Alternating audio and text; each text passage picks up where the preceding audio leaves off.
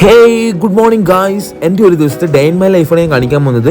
രാവിലെ എഴുന്നേറ്റു പല്ല് തേക്കാൻ വേണ്ടി അടുക്കളയിലേക്ക് പോകാൻ നോക്കുമ്പോഴാണ് അച്ഛൻ്റെ ഉപദേശം.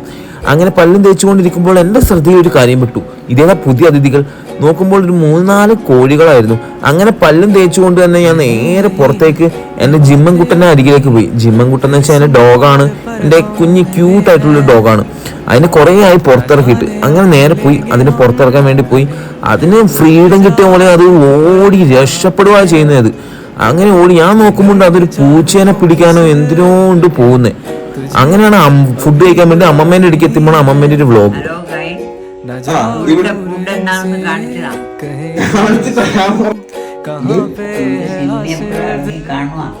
എന്റെ സിനിമയാണ് സിനിമ ഷൂട്ടിങ്ങിന് പോയിട്ട് സിനിമ എങ്ങനെയാണ് നീ സിനിമയിൽ എടുത്തിട്ട് കാണിക്കുക.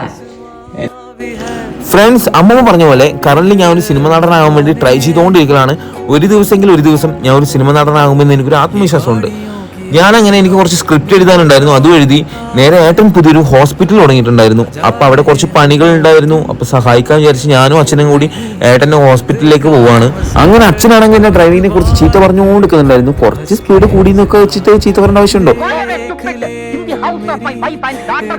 അങ്ങനെ ഫൈനലി ഹോസ്പിറ്റലിലേക്ക് എത്തി. ഇത് 3ാമത്തെ ഹോസ്പിറ്റലാണ്. ഞാൻ അധികം ഹോസ്പിറ്റലിലേക്കൊന്നും പോകാറൊന്നുമില്ല. കാരണം എന്ന് വെച്ച് കഴിഞ്ഞാൽ അധികം കൊച്ചി തന്നെയാണല്ലോ. കൊച്ചിയിൽ സിനിമ പരിപാടിക്കായിട്ട് അധികം കൊച്ചിയിലാണല്ലോ. അങ്ങനെ ഗൈസ് ഹോസ്പിറ്റൽ ചുറ്റുപാടൊക്കെ കണ്ട് അങ്ങനെ നേരെ ജീപ്പിനെ ഡിക്കി തുറക്കുമ്പോൾ തന്നെ നിറച്ചും മരുന്നുകളായിരുന്നു. ഫ്രണ്ടിലായാലും ബാക്കിലായാലും നിറച്ചും മരുന്നുകളായിരുന്നു. ഫസ്റ്റത്തെ ഹോസ്പിറ്റൽ എന്ന് വെച്ചാലും ഉളിക്കലായിരുന്നു. പക്ഷേ ഇപ്പോൾ മട്ടന്നൂരേക്ക് ഷിഫ്റ്റ് ചെയ്തു. ആ സമയത്ത് തന്നെയാണ് എനിക്ക് എൻ്റെ കാറിൻ്റെയും ബൈക്കിൻ്റെയും RC എടുക്കാനുണ്ടായിരുന്നു.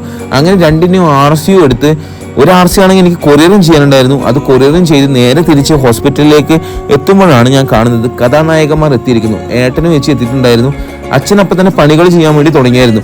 എന്നെ കണ്ടപ്പോൾ തന്നെ ഓരോരോ പണികൾ ചെയ്യാൻ വേണ്ടി എന്നെ കൊണ്ട് ചെയ്യിപ്പിച്ചു. കാരണം വെച്ചാൽ ഞാൻ ഒരു മടിയനാണ് കഴിച്ച്. ഞാൻ അച്ഛനോട് പറഞ്ഞു ഇപ്പോൾ വരാമെന്ന് പറഞ്ഞ് തന്നെ മട്ടന്നൂർ ബസ് സ്റ്റാൻഡിലൊരു ചായക്കടയിലേക്ക് ഞാൻ പോയി.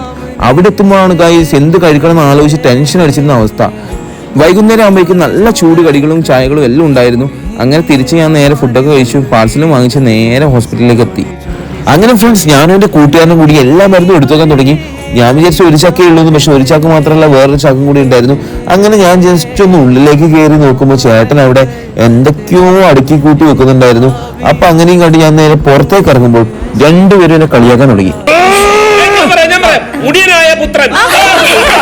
അപ്പൊ ഗൈസ് അച്ഛൻ്റെ മുടിനായ പുത്രൻ എല്ലാ ജോലിയും ചെയ്തു കഴിഞ്ഞു. അപ്പൊ ഗൈസ് ഈ ഹോസ്പിറ്റലിൽ വരുന്നത് നമ്മുടെ മട്ടന്നൂർ ബസ് സ്റ്റാൻഡിന്റെ നേരെ ഓപ്പോസിറ്റ് തന്നെ ശിവക്ഷേത്രത്തിന്റെ സൈഡിലായിട്ടാണ്. അപ്പൊ ഗൈസ് ആരോഗ്യപരമായിട്ട് എന്തെങ്കിലും പ്രശ്നമുള്ളവർ, പിന്നെ അഭ്യങ്ക ട്രീറ്റ്മെന്റ്, ശിരോധര, അങ്ങനെ ഒരുപാട് പലതരത്തിലുള്ള ട്രീറ്റ്മെന്റ് ഉണ്ട്. എന്തായാലും എന്തെങ്കിലും പ്രശ്നമുള്ളവർ എന്തായാലും വന്നോ, എന്തായാലും ഉപകാരമായിരിക്കും. അപ്പൊ ഗൈസ് ഇവരെ കളിയാക്കലൊക്കെ കിട്ടി നേരെ തിരിച്ച് വീട്ടിലേക്ക്. അപ്പൊ എല്ലാം